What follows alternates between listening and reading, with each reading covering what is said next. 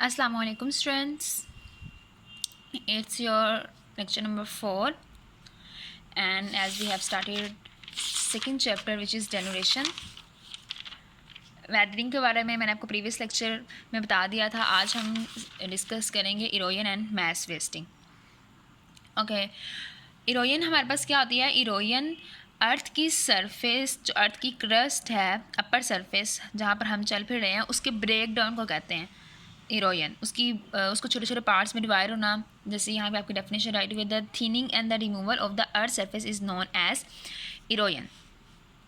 अब ये इरोजन किन किन फैक्टर्स की वजह से होती है?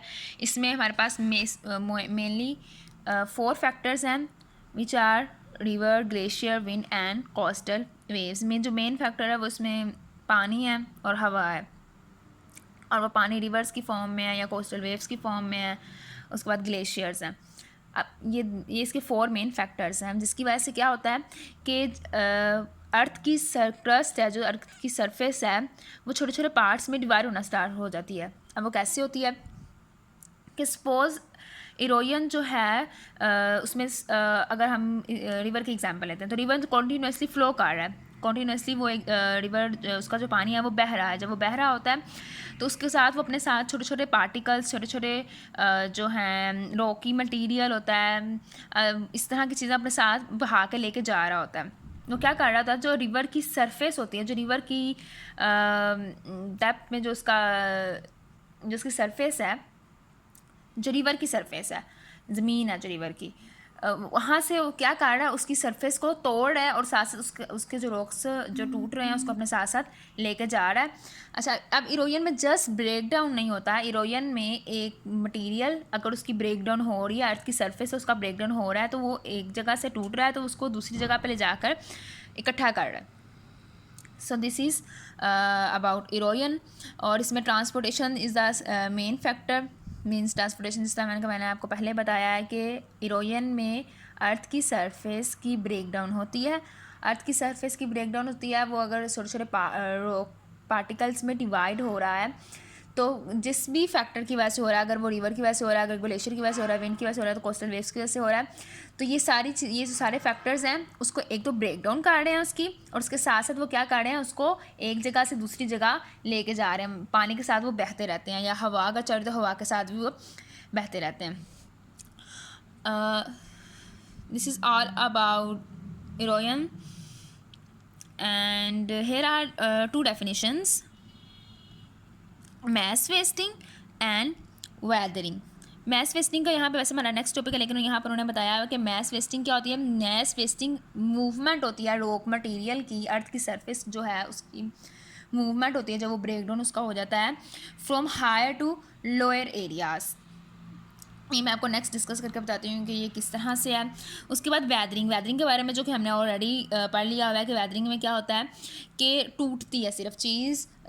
उसमें डिफरेंट उसके हमने पढ़े थे. फिजिकल वेदरिंग होती है, मैकेनिकल वेदरिंग होती है, केमिकल वेदरिंग होती है, ऑर्गेनिक वेदरिंग होती है. उसकी वजह से रॉक्स की जस्ट ब्रेक डाउन होती है. Weathering is the process in which matter on the surface becomes week.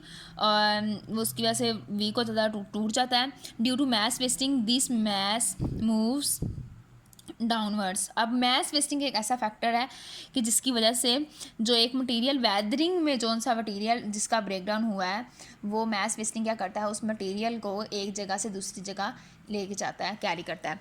Okay, next topic is mass wasting. Mass wasting due to, इसमें जो मेन इसकी जो अर्थ के उसकी पार्टिकल्स की जो मूवमेंट होती है is due to gravitational force. Gravitational force की वजह से.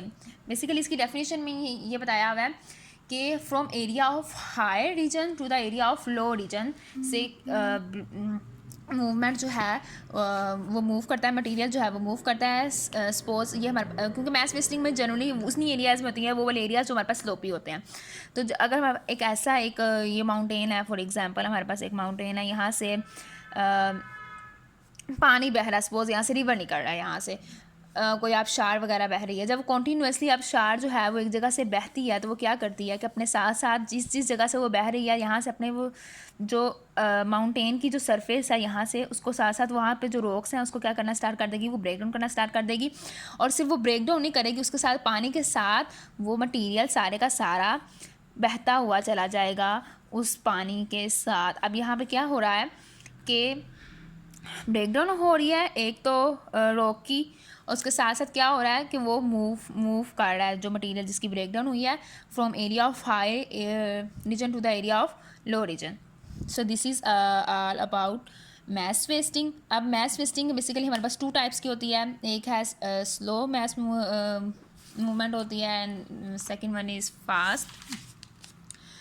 सोइल क्रीप जो है वो स्लो मूवमेंट है। मड फ्लो यहाँ पे एग्जांपल उन्होंने दी हुई हैं। मड फ्लो जो है ये जिसमें मिट्टी बहती है सारी, एक तो हमने प्रीवियस रॉक्स के बारे में पढ़ा हुआ, इसी तरह सैंड मड ये भी पानी की वजह से या हवा की वजह से ये भी एक जगह से दूसरी जगह मूवमेंट करती हैं। तो सोइल क्रीप स्लो मूवमेंट है। So this is the type of slow movement of mass wasting, and mud flow is fast movement. mud flow इसलिए fast है क्योंकि इसमें वाटर इन्वॉल्व होता है और पानी जो है वो बहुत तेज़ी से बहता है, डैट्स वाई वो अपने साथ बहुत जल्दी से स्पीडली मड को फ्लो करवाता है। और सोइल क्रीप में जो सोइल होती है वो बहुत आहिस्ता आहिस्ता मूवमेंट शो कर रही होती है। उसके अलावा यहाँ पे जिसके लिए यहाँ पे बताया भी हुआ है soil creep is the slowest movement in the mass wasting. इतनी ज़्यादा इसकी स्लो स्पीड होती है कि हम इसको अपनी मतलब अगर हम इसको आराम से देख रहे हैं तो हमें लगेगा कि ये जो मूवमेंट हो रही है ये हो ही नहीं रही है, लेकिन आहिस्ता आहिस्ता वो मूव कर रही होती है। तो ये मोस्टली जो सोइल क्रीप होती है ये हिली एरियाज़ में होती है, सेमी हिली एरियाज़ जो होती हैं उसके वहाँ पर होती है। मैस वेस्टिंग बेसिकली इरोजन और वेदरिंग की वजह से जोन से मटेरियल की ब्रेक डाउन होता है। वेदरिंग और इरोजन की वजह से जोन सा मटेरियल ब्रेक डाउन होता है उसको एक जगह से दूसरी जगह मैस वेस्टिंग क्या करता है कि इरोजन और वेदरिंग की वजह से जोन सा मटेरियल टूट रहा है उसको एक जगह से दूसरी जगह वो लेके जा रहा है। मैस वेस्टिंग में जनरली सिर्फ यही होता है। मैस वेस्टिंग में एक जगह से मटेरियल जो टूटा हुआ होता है वो मैस वेस्टिंग क्या करता है कि उस मटेरियल को एक जगह से दूसरी जगह पर लेकर जाता है। इसमें वाटर सबसे ज़्यादा इम्पोर्टेंट उसका रोल है। वाटर क्योंकि हाँ बहुत फास्ट होता है, वो बहुत तेज़ी से बहता है, डैट्स वाई वो क्या करता है कि अपने साथ जितने भी ब्रोकन पार्टिकल्स होते हैं जिसमें सैंड भी हो सकती है, जिसमें मड भी हो सकता है, रॉक्स भी हो सकते हैं, उनको अपने साथ बहुत जल्दी से फ्लो करवाता है। So this is all about mass wasting, and here is another definition which is land sliding. Land sliding के बारे में आप लोगों ने अक्सर ये टर्म आपने टर्मिनोलॉजी सुनी होगी, तो आप में से बहुत सारे स्टूडेंट्स को पता भी होगा कि ये है क्या। लैंड स्लाइडिंग में क्या होती है कि अर्थ की सरफेस में क्रैक्स आ जाते हैं। मतलब क्या होता है कि हमारी अर्थ की सरफेस डाउनवर्ड मूव करना स्टार्ट कर देती है। मतलब अब ये हमारे पास अर्थक्वेक की वजह से भी हो सकता है, वोल्केनिज्म की वजह से भी हो सकता है। यहाँ पे definition the falling of big and small rock material from high to low is known as land sliding. तो यहाँ पे यही बताया हुआ है उन्होंने। और पाकिस्तान में बताया हुआ है कि कहाँ पर ज़्यादा जो लैंड स्लाइडिंग होती है, it is near Attabad in Hunza valley. Hunza valley में ज़्यादा जो है लैंड स्लाइडिंग होती है। Okay, next one is difference between the three terminologies which we have discussed in this chapter: weathering, erosion and mass wasting.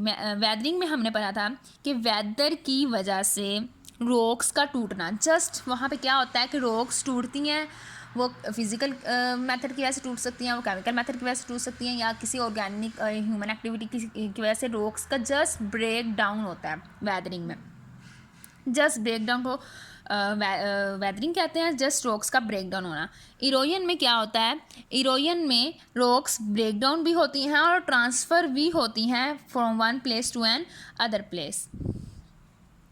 Erosion में just erosion में break down भी, इरोजन में दोनों काम हो रहे हैं, ब्रेक डाउन भी हो रही है और वो ट्रांसफ़र भी हो रही है। और मैस वेस्टिंग में मेन डेफिनेशन हमने पढ़ी है ग्रेविटेशनल की अगर ग्रेविटी की डेफिनेशन पढ़े तो उसमें भी यही होता है कि अगर हम कोई एक चीज़ को किसी एक जगह पे रखते हैं, अगर हम अबव रखते हैं तो वो डाउनवर्ड मूव करती है। तो सेम एज मैस वेस्टिंग में भी यही है कि हमारा अर्थ का मटीरियल, इसमें ब्रेक डाउन नहीं होती है, इसमें जस्ट क्या होता है कि वेदरिंग की वजह से या इरोजन की वजह से जो ब्रेकडाउन ऑलरेडी हो चुकी हुई है उस मटेरियल को from area of high to area of low में उसको मूव करवाते हैं। So this is your all today's topic. Okay students, अब आपने अच्छे से इन सारे टॉपिक्स की रीडिंग करनी है। जैसे कि आज हमने पढ़ा erosion and mess wasting and the difference between erosion, weathering and mess wasting. इनको अच्छे से रीड करना है। अगर किसी चीज़ की नहीं समझ आती तो वो आप मुझसे क्वेश्चन भी पूछेंगे during your lecture timing. Okay, thank you.